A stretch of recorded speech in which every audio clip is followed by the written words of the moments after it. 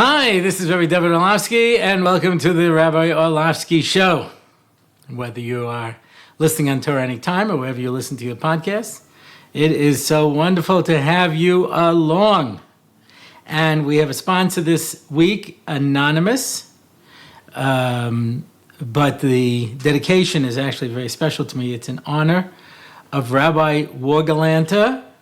I know he's known to many of his of his followers as Rabbi Jeff, and it's dedicated by one of his Talmidim at Das Yeshurun.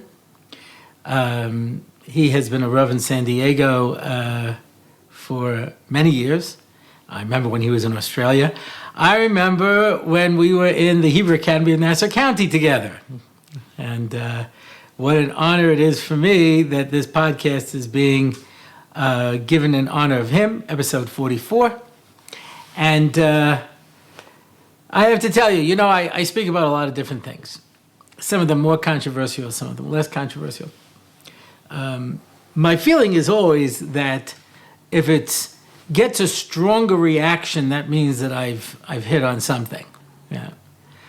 Positive, negative, whatever it is, but I've hit a vein, yeah. But that I don't mean a vein in the body and I'm draining out the blood. I mean like a vein of ore in a mountain. When they're digging, they hit a vein, yeah. So I don't want to be vain, but that's the term that they use. That you've gotten someplace, you've hit your mark. I don't remember if I told this story anymore. You start to lose track a little bit. But there was a group of older single girls I was speaking for. They asked me to come and give a shir, a chizik. Okay, gave a shir. Everyone listened politely. Everyone said, thank you very much. I did it a second time. Thank you very much. And I realized I wasn't making a difference. So I came in the next time and I was like, so what's wrong with everybody here? How come you're not married? Everyone got, I'm crazy. What are you talking about? I said, well, maybe just being too picky. Too picky, you know who I went out with, whatever. And everyone started talking. And that to me is important because if you're able to hit something that has meaning to people, yeah. I've told this, and I say this very often when I speak. I will be in America Shabbos Nachamu, and if I speak, I may mention this again, any place. I'm waiting for the emails to come pouring in. But I always say that the bane of Jewish education is relevance. People do not feel that it speaks to them, that it's part of their life, that it's real. It's something that I do. Yeah. When they say Judaism is an important part of my life, that doesn't tell me anything. It's not supposed to be a part. It's supposed to be my life. So it's a challenge over there, right? Why aren't we able to find meaning in it? And that becomes the biggest thing, finding meaning. So I spoke last week about tefillah, specifically talking in shul and how I felt it's a certain disconnect. And it got a very strong reaction from our listeners, more so than other topics I've touched upon. And so I thought I want to follow that up a little bit. I used to be the Long Island director of NCSY, National Conference of Synagogue Youth. I don't know why people always think it's National Council. It's not council, it's conference. National Conference of Synagogue Youth. And I would make Shabbatonim. There were two divisions. There was regular NCSY and there was junior NCSY. Junior NCSY was for younger children. And so for the younger children, we used to give them out an evaluation form on the event afterwards to see what they thought of it. And there were two questions. One was, what part of the Shabbaton did you like the most? What part of the Shabbaton did you like the least? And later on, there was another question. What did you think was the most important part of the Shabbaton? And it was always interesting. What they thought was the most important part of the Shabbaton was tefillah. Davening, prayer. Yeah. All the way at the beginning, when you said, which part of the program did you like the least? The most common answer was tefillah, prayer. It's the part that people felt were the most important, and it was the part that people felt was the part that they enjoyed the least. And then this is amazingly common. You find very often people who are having religious issues, where it hits them the most is when it comes to davening. Hey, eat a matzah, don't eat a matzah, but there's something about davening that hits somebody really deep down. A guy who was going through very difficult times, he used to say, I got up in the morning and I went to the Beis Medrash with my tefillin in my hand and I sat in the back room. I could not put them on and I could not daven. What is it that people find so difficult about tefillah? Where's the disconnect? So everybody knows the Gemara in Brachos Tefillos HaShachar. It's one of the first Gemaras that people learn. For those of you who are may not be as savvy in all of the Judaica that I throw around, because like I say, I found out that I have quite a varied audience. Children start learning the Talmud, which is the embodiment of the oral law, is somewhere around 5th grade. And the first Gemaras that they start learning, depending where they're coming from, is either Elam Metzias, which talks about returning lost objects, or Tefillos HaShachar, which talks about prayer, the laws of prayer and the beginning. There's an interesting story. I've never confirmed it, but I have heard it. I heard it from Pesach Cronin. I know he confirms his story. So, where they asked Rav Moshe Feinstein in the yeshiva for the boys, what should they teach? He says, Elam Metzias. He says, well, maybe we should teach Tefillos HaShachar, which is about davening, it's about prayer. Maybe that's more relevant to the boys. He says, start off by teaching them morality. If you find a lost object, give it back. The dictum, finders keepers, losers weepers, does not apply to Judaism. So then he told Reb David Feinstein privately, there's another reason. He said, you're going to start off and tell people that you have to go to shul in the morning, and there's a particular time you have to daven, and they see that their parents don't get up. There'll be a disconnect. So, okay, I guess this is an age-old problem, when it comes to tefillah. But it discusses over there why we daven 3 times a day. Why do we pray 3 times a day? And there's a discussion whether it's because of the forefathers, which of course throws off a lot of people. There are only 3 of them. Yeah, there are 3 forefathers. Yeah. So it's like the 4 or 5 mothers. Anyway, but that's 4, like Fore. Yeah. So the 3 forefathers, the Avos, Avram, Yitzchak, and Yaakov, in which case Avraham would have instituted Shachris, the morning service, Yitzchak, Mincha, which is the afternoon service, and Yaakov, Ma'ariv, which is the evening service. Or maybe it was made because of the korbanos, the offerings that were brought in the Beis HaMikdash. The problem there is there were only 2. There was one that was brought in the morning, there was one that was brought in the afternoon, and there was one that was brought, that was it. But in the evening, the leftover parts they used to burn. So it's not an exact comparison, but the end is that both of these are correct. And both aspects exist. So Avraham, Yitzchak, and Yaakov, the progenitors of Judaism, each one of them created a tefillah. We may have mentioned this once upon a time. It goes for really another discussion.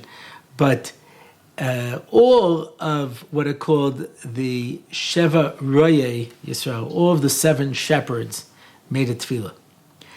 Those are the people who we mentioned in the Ushbizin, for example, on Sukkot.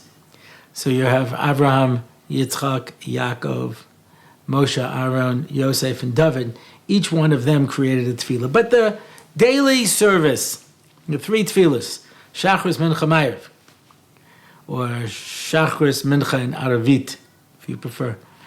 Yeah, when I'm at the Western Wall, we're trying to get a minyan going, So you have to use both terms because you don't know who you're going to get. Got to be bilingual here. Yeah? I've never yet called out evening service, looking for a quorum. But you either go Ma'ariv, yeah, you go Aravit, yeah. I don't know if it's still around anymore, but I remember when I came to Israel in the old days, there was an evening paper called Ma'ariv, and there was another one called Yediot Achronot. And when they used to be hawking the newspapers, you hear people going, Ma'ariv, Ma'ariv. So must be going, Yediot, Yediot. So I was always waiting for someone at the hotel when someone's screaming out, Ma'ariv, Ma'ariv. The other guy go, Yediot, Yediot. Never happened. But anyway, Avram, Yitzchak, and Yaakov. Now, think for a second. Why do you need 3 fathers? Those of you who are Tolkien fans, so you know that the dwarfs got by with just Durin, you know what I mean? I guess maybe there were the 7 elders of the dwarfs, if you think about it. But basically you could start with one person. All of mankind started with one person, Adam Arishon, the first person, Adam, yeah? So what's the purpose of having 3? Yeah. So the answer is that Judaism rests on it's described as a stool with 3 legs, tripod. Yeah. Why? Because in order to be able to achieve at a balance, you have to be able to capture the 2 sides. Without the 2 sides secure, you can't create a balance. So Abraham was chesed, total giving. Total giving. Now, that's not fair, because although he was a person who believed in giving, he was also the person who brought God into the world. And the reason that he brought God into the world is because he understood that if there's an all-powerful being who created the universe, he did it as an act of chesed, of kindness. And so by doing kindness, he was reintroducing God into the world. So Abraham was letting everyone know about God, and at the same time, chesed, kindness. Now the problem is that one has to be careful with kindness, because you can do kindness to the point where you become what's known in psychology as enabling a bad behavior. And so if I just keep giving money to a drug addict so he can keep going out and buying drugs, and I know he's going to buy drugs with them, so I'm enabling him. If I give the car keys to someone who's legally drunk, I'm responsible. There was a story of a bartender who was charged by giving drinks to someone who was already clearly inebriated. He was already drunk, and he was still giving him drinks. And this is a serious issue. So you have to reach a certain point where you say, Ad kan, you have to stop. And that idea of stopping is called gvura. It's the name of God, Shakai She'omar Dai, who said, stop. Too much of a good thing is a bad thing. And so that's din, or gvura, or any of the terms that you want to use. It's holding back. And so Avraham introduced the concept of giving, and Yitzchak introduced the idea of pulling back. Now you understand that each one of these has a negative manifestation. Too much giving is bad. If you let a kid do whatever they want. No bedtime, you don't have to bathe, eat all the candy you want, you don't have to go to school, you don't have to do anything, just total freedom. The term we use for that is called neglect. So just unbridled giving, unbridled chesed, unbridled freedom, that's not good. Pulling back, holding back, restraint, unbridled, means a person will starve to death. Means that a person won't be able to function. In Pirkei Avos it says there are 4 types of people when it comes to their relations to other people's property. Shali, shali, v'shalcha, shalcha, zu midabeninus. What's mine is mine and what yours is yours. That's normal. I have respect. My property, your property. Yeah? V'yesh ayrim zu midastom. And there are those who say that that's midastom. Why? Because if I'm so exacting to the point where I don't give you any room to move in this world, this is mine and you can't walk past it, you can't look at it, I'll pour the water on the ground rather than give it to you, the world's not going to be able to survive. And that's why there were two societies that captured this. One was called the Dor HaMabul, the generation of the flood, and one was called Sodom and Amorah. The generation of the flood, everyone do whatever you want. They broke down every barrier, total freedom, total giving. And how were they destroyed? With too much kindness. Not everybody appreciates rain. I was in New York, they were complaining, too much rain. Here in Israel, we had a very rainy winter, and the Kinneret, the Sea of Galilee, raised almost to the red line. Now, for those of you who are not familiar, there's the Kinneret, it's called full. That's the major reservoir here in Israel. When it sinks all the way down to the red line, you're not supposed to take any more water out. So what happened the first time it fell to the red line? They drew another red line. And then it sank down to the second red line. So what did they do? They drew a black line. This time we're serious. And it sunk down. So now it rose past the bottom red line. It's almost up to the top red line. We're almost in a state of emergency. Or as Groucho Marx once said, I worked myself up from nothing to a state of extreme poverty. Yep. So you don't appreciate it. Yeah, almost there. So we had a rainy winter. People were not complaining. They were very happy that we were getting rain. So the Dor HaMabul, rain, Gishmei Bracha, rain is good. Too much rain brings a flood. It's one of my standard lines when I go outside and it's raining. And I was like, whoa. People go, a little rain never hurt anybody. I said, you ever hear of the flood? That's not true across the board. Yeah, sometimes it's true. So too much giving. So what's Sodom? Sodom was you were put to death if you gave charity. It was a poor person, you helped them. That was it. Terrible thing. No charity, no chesed, none at all. And how were they destroyed? A fire. Because they completely consumed themselves. They were reduced to ashes. So what's the best? The best is the balance. So you have Avraham, who is chesed, kindness, and you have Yitzchak, who is gvura, which is control. And each one of those have a negative side. So that's why Avraham had two children, Yitzchak and Yishmael. And Yishmael was described as a per Adam, a wild animal. Yeah. His hand was in everybody's stuff and everybody was in his stuff. There was no borders, no boundaries. Yitzchak was complete control. And because of that, he was able to hold back. Restraint, self-control. The negative idea of personal power is when you want to extend that to control other people. And that was Esav. That's why he had a Yaakov and an Esav. And Esav wanted to control everything. Power, ultimate power. They're seen in history as becoming the Roman Empire. Pax Romana, the Roman peace. What's the Roman peace? We tell everybody what to do. Yeah? As long as you do what we say, everybody will be happy.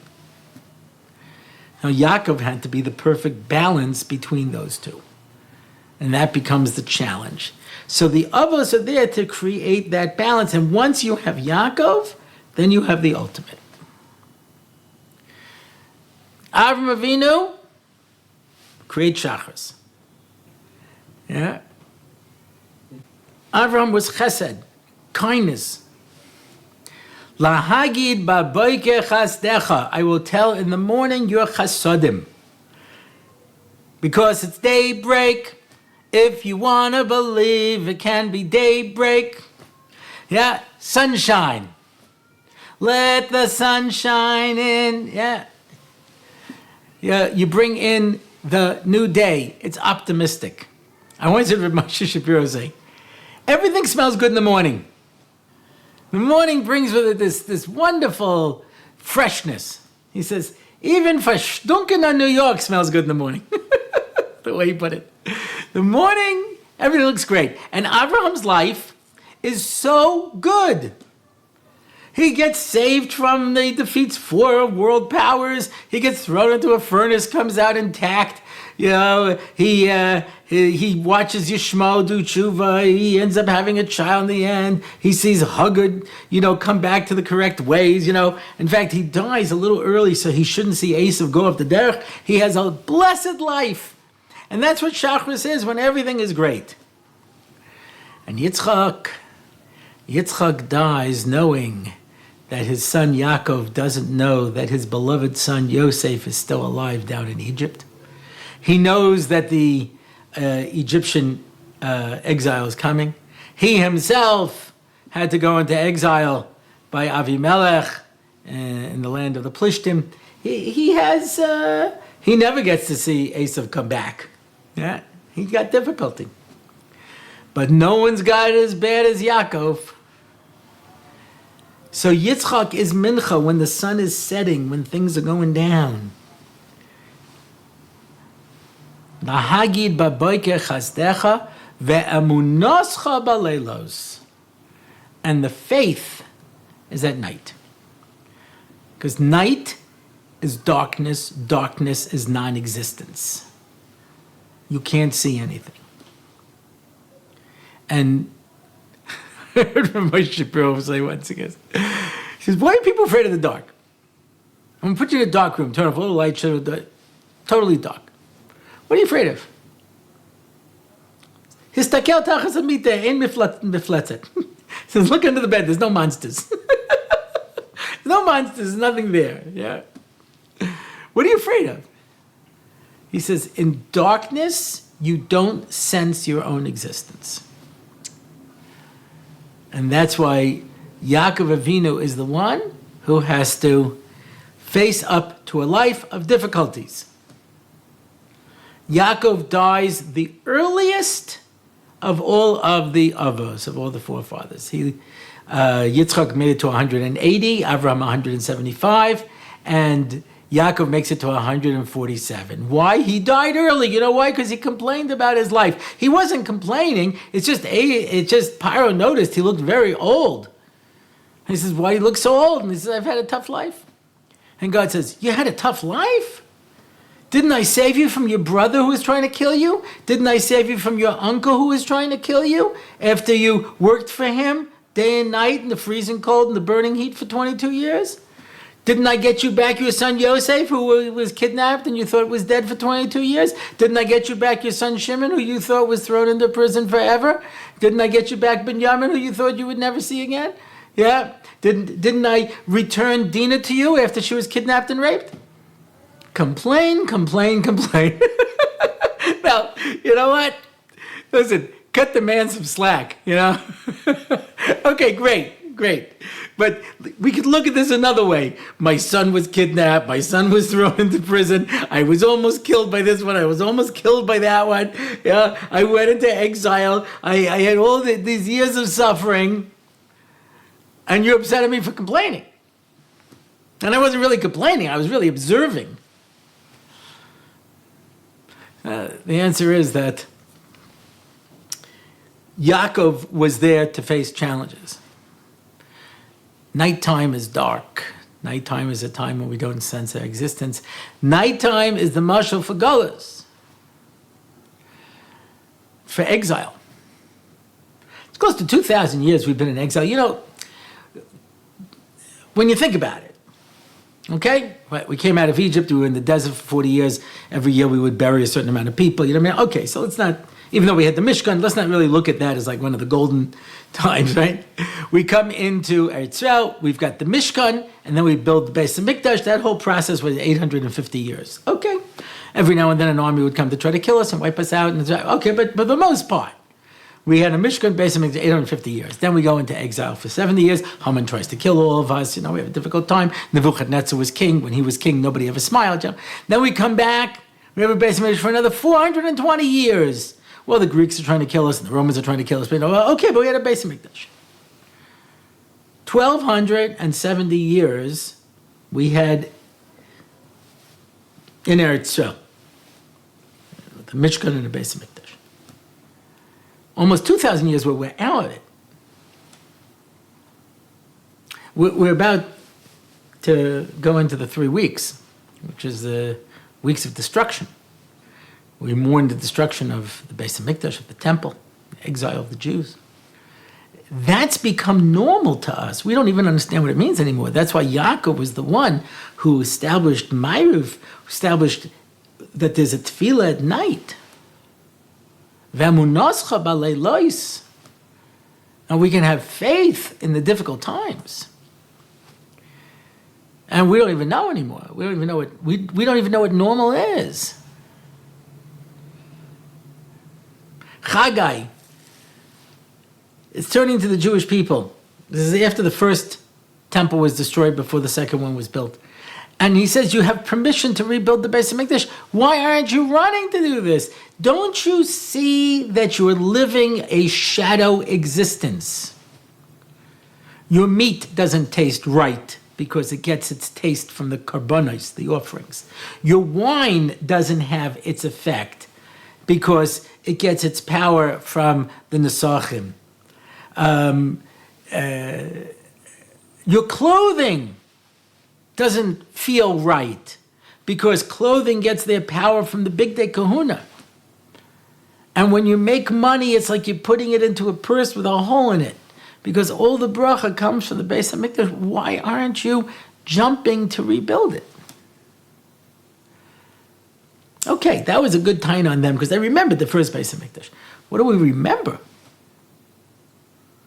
We celebrate that we have limited access to the outside supporting wall of the Temple Mount. Now, don't get me wrong. I don't want to minimize that. We spoke not that long ago about the power of the Kaisel, being able to go to the Western Wall. Yeah? And the power that brings. But you understand that we're happy that we have that access. Can you imagine when we have a Beis HaMikdash? Second Beis HaMikdash was about twice the size of that dome that's there now. And there would be these steps. You can still see the steps. They were short and then long, short and then long, so that it made waves of people going up the mountain to the Beis HaMikdash.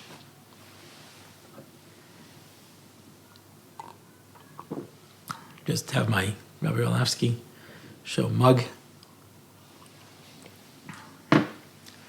And when you went into the Beis Hamikdash, you could feel HaKadosh Baruch Hu's presence. And you see the fire come down from heaven and burn. Can you imagine? You can't imagine. They would remove the part of the bird that you weren't allowed to offer, drop it on the ground, and it would get absorbed into the ground. That's something else. That's wow. That's a wow.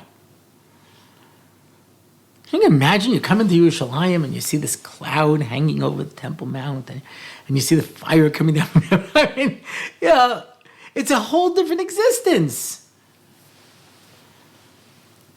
We don't have that today. All we have is a shul. And we don't have any of those karbonos and any of those nisim. All we have is Shachris Mincha Ma'ariv.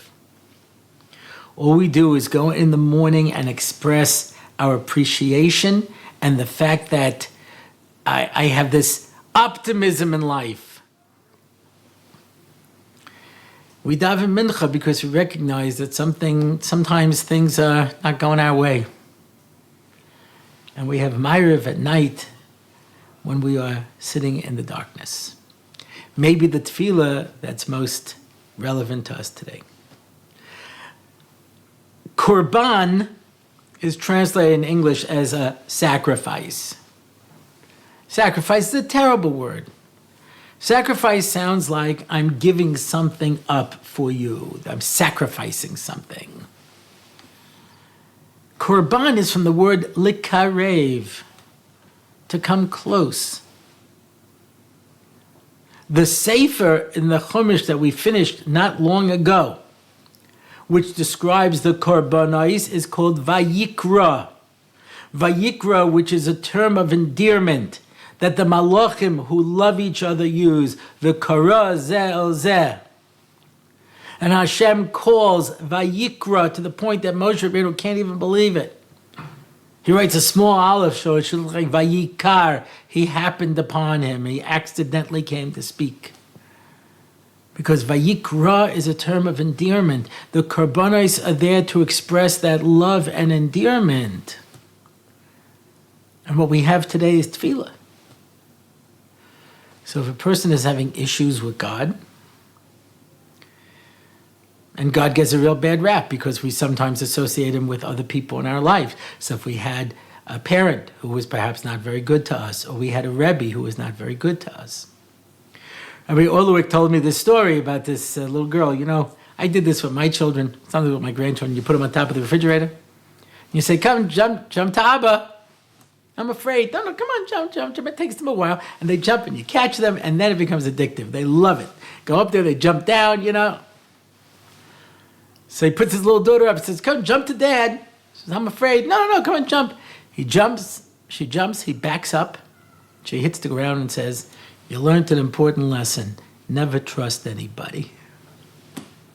And Rabbi Orlofsky said, is it surprising that this girl has issues with God? No. Because she hears God say, jump to me, I'll catch you.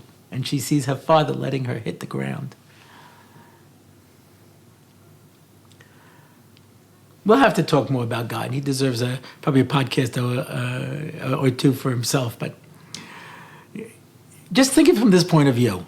I don't know about you, but I don't have that many infinite, all-powerful friends who would like to talk with me. I only got one, and I intend on holding on to that relationship. And God doesn't always do what I want. I've been in a lot of relationships like that. Not everybody's going to do what you want. And if you define a relationship by, well, I can't have a relationship with you because you don't do what I want, which, by the way, means that you're just abusive. If you say, well, I can't have a relationship with God because God doesn't do what I want, so it's the same thing with my parents. I'm not going to have a relationship with my parents because they don't do what I want. I'm not going to have a relationship with my children because they don't do what I want. I'm not going to talk to my husband or my wife because they don't do what I want. That doesn't make you look so good. But Kadosh Baruch Hu created the world, set it up for us. We're in Gullus. You know why we're in Gullus? Because we need to be in Gullus. If we didn't need to be in Gullus, we wouldn't be in Gullus. It wasn't just cute when somebody asked the Kutzka, when is Mashiach going to come? And he said, whenever we want him. We don't have to live this life. This shadow existence of the wandering Jew upon the face of the earth. We belong in Eretz Yisrael with the Beis Hamikdash, the Am HaNivchar, the chosen people, a light unto the nations, a light unto the world. That's what we're supposed to be. And Kadosh Baruch Hu reaches out his hand and says, what would you like to say? Let's talk. 3 times a day, I made time in my schedule. Let's talk. I'm sorry, God, I'm angry at you because I didn't get my Okay. All right. If that's your position. We don't daven to get stuff. We need stuff so that we'll remember to daven. That's a whole different podcast. There's more to say, my friends. So much more to say. But our time this week is up for now. And so if you want to find out more about this show, please go to RabbiOrlofsky.com. That's my website. It has my picture on it. Well, rendering anyway. And at that website, you can add comments. You can make comments. See my upcoming schedule. Contact me directly. And if you want to sponsor the show, RabbiOrlofsky.com/podcast, click on the sponsor an episode. And we will be happy to share the schus with you. And that's it for this week. I'm David Orlofsky, and this is the Rabbi Orlofsky Show.